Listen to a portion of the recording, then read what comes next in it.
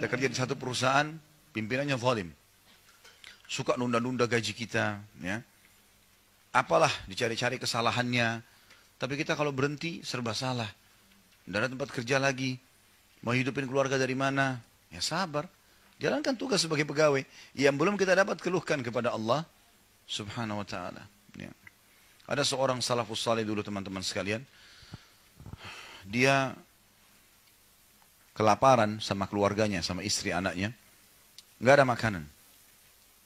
Dia pulang ke rumah, tanya istrinya ada makanan, tidak ada. Dia bilang juga saya tidak dapat hasil hari ini. Mereka kebetulan kehidupannya hanya tahu apa yang didapat hari itu yang dimakan. Maka kata istrinya, lalu bagaimana? Kita masa tidur dalam keadaan lapar? Kata suaminya, baik, sabarlah sebentar. Saya coba keluar lagi cari rezeki. Malam. Sudah mungkin kalau kita sekarang di awal malam, di atas jam 10 malam. Waktu dulu tidak ada penerangan di jalan, gelap. Lalu dia tidak tahu mau kemana, dia ke masjid. Di masjid dia sholat. Gitu kan. Sholat pada saat itu, kebetulan di malam itu, raja yang berkuasa di wilayah itu, di wilayah Irak waktu itu kebetulan memang dia gelisah, nggak bisa tidur malam itu. Gelisah dia pada malam itu, nggak bisa tidur. Maka dia pun terbangun dan terlintas di benaknya untuk bersedekah. Si raja itu. Begitu luar biasanya kalau tanda kutip di sini Allah yang mengatur rekayasa kehidupannya. Maka si raja ini gelisah, dia bilang, raja ini bercerita, saya tidak tahu kenapa saya gelisah malam itu. Saya pun mengambil kantong-kantong dinar saya yang banyak, kemudian saya jalan.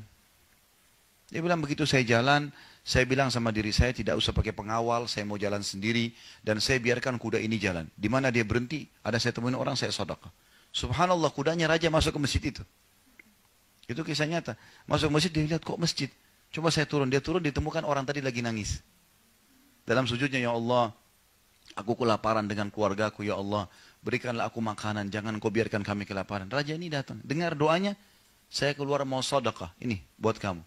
Gitu. Dan saya raja wilayah ini. Kalau kau butuh apa-apa tinggal bilang sama saya. Apa kata orang tersebut? Saking dia fahamnya kalau dia ternyata yang memberikan dia bukan si raja sebenarnya, tapi ada raja yang sebenarnya.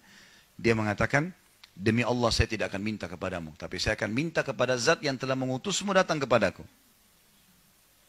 Minta kepada Allah SWT. Banyak orang tidak faham poin ini. Sekarang dia butuh nih, ya Allah utang saya lunasi, ya Allah sembuhin penyakit. Allah berikan panduan nih. Ada orang temannya datang pinjamin duit atau bayarin lunasin utangnya. Atau misalnya dia, apalah yang dia inginkan, Allah kasih, sakit, ketemu dokter yang bagus. Udah lupa sama Allah nih. Oh dokter itu hebat gitu kan. Loh yang tadi kamu berdoa sama Allah minta supaya disembuhin, yang membuat dokter ini datang itu adalah Allah SWT.